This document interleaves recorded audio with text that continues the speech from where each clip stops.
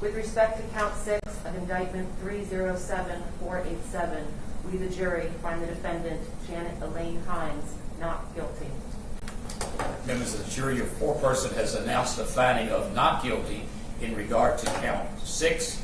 If this is the verdict of each and every member of the jury, which is signified by raising your right hand, please. Let the record reflect that all 12 members of the jury have raised their right hand. In regard to count 7.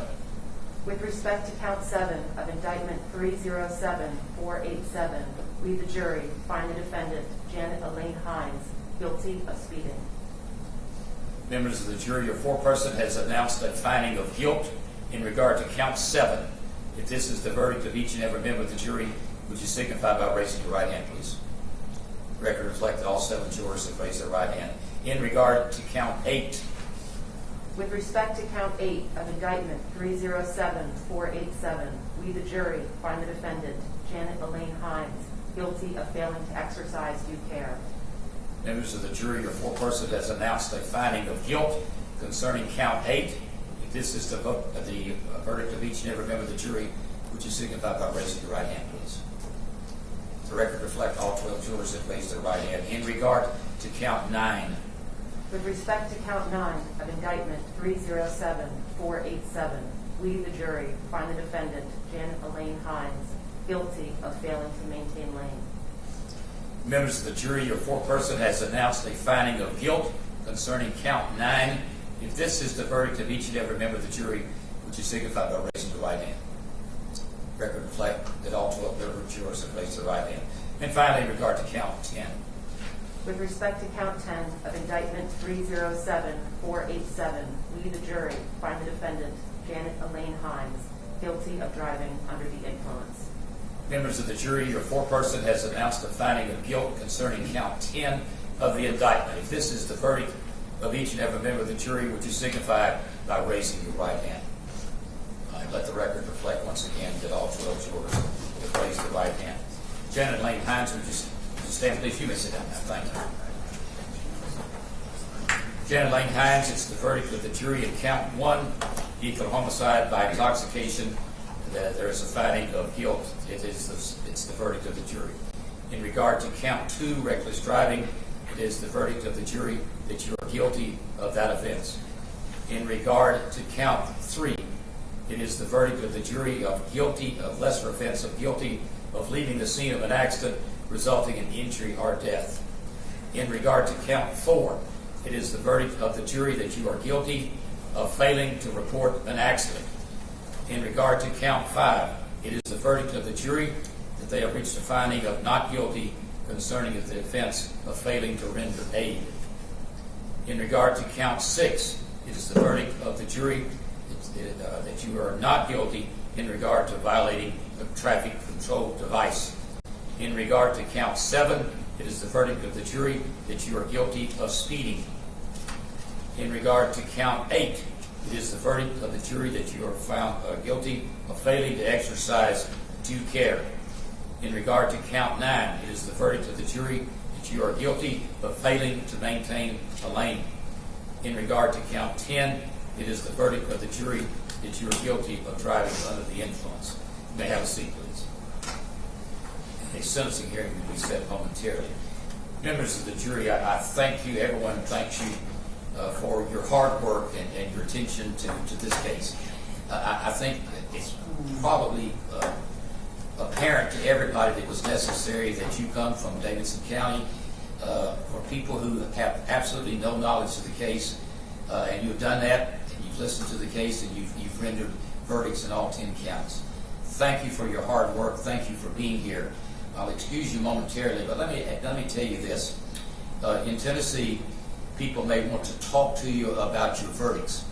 You are free to talk to people if you so desire. You're also free not to talk to people if you so desire. So with that, I'm going to let you be excused to the jury room. Thank you for your work, and thank you for coming to Hamilton County in regard to this case. All right.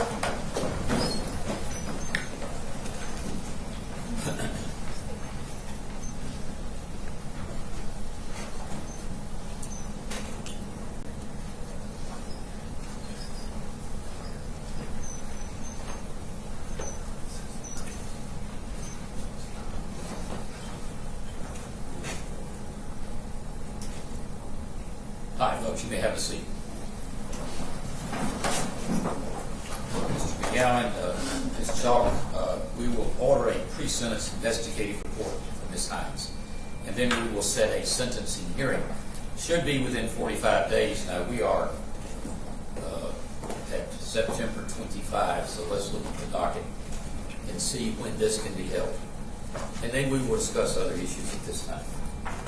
So September 25, 30 days would be October 25. So sometimes between that date and the 1st of November. Lawyers, if you will give me some dates, we will look at a thing and also order the pre-sentence investigative report. Monday, October 25 would be almost exactly 25 days. It could be done on that day. It could be done and probably preferably on November 1, a Monday, which is Mr. Kingston. We have a homicide trial set for October 20, the week of October 25th in the second division. Okay. So we prefer the 1st of November if possible. For Mr. McGowan, sir. Judge, I have a vehicular homicide starting on the 2nd of November, but we can do the 1st. If that's all right with all lawyers, if that's all right? All right, now we're going to order the pre-sentence investigative report, and the Janet Hinds sentencing hearing will be held on November 1, 2021 at 9 a.m. All right, and Ms. Hinds, you can talk to certainly your lawyers about the pre-sentence investigative report that I have ordered. All right, does anyone want to be heard concerning bond? Anybody, Mr. Kingston?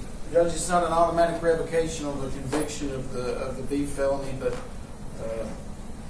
there's an issue about the state would request that her bond be revoked at this time based on And Mr. McGowan, let me hear from you, sir.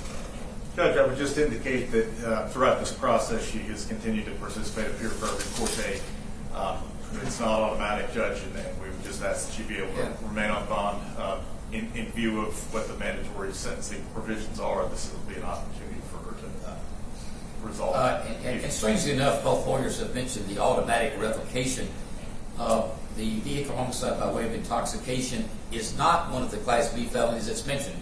I referred back to TCA 40-11-113, B 40-26-102, F 40-35-116. It lists enumerated cases, and strangely enough, most of the other cases under 40-35-303 are automatic revocations upon the jury returning a verdict.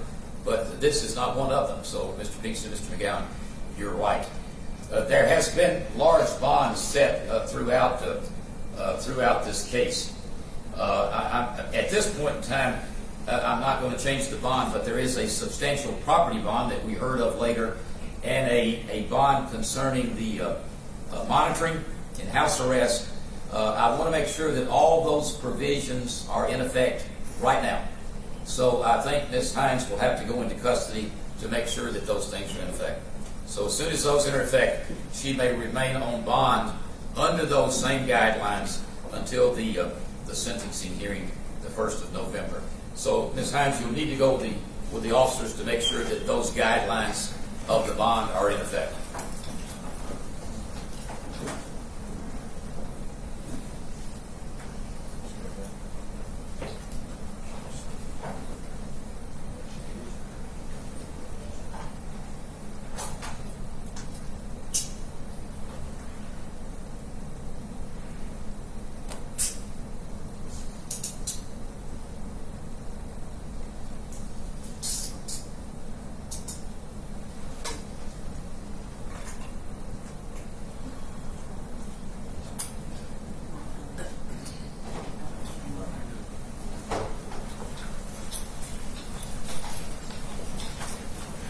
I have signed something for the workhouse that, assuming that those things are in place, that you could be released on those bonds. Very well.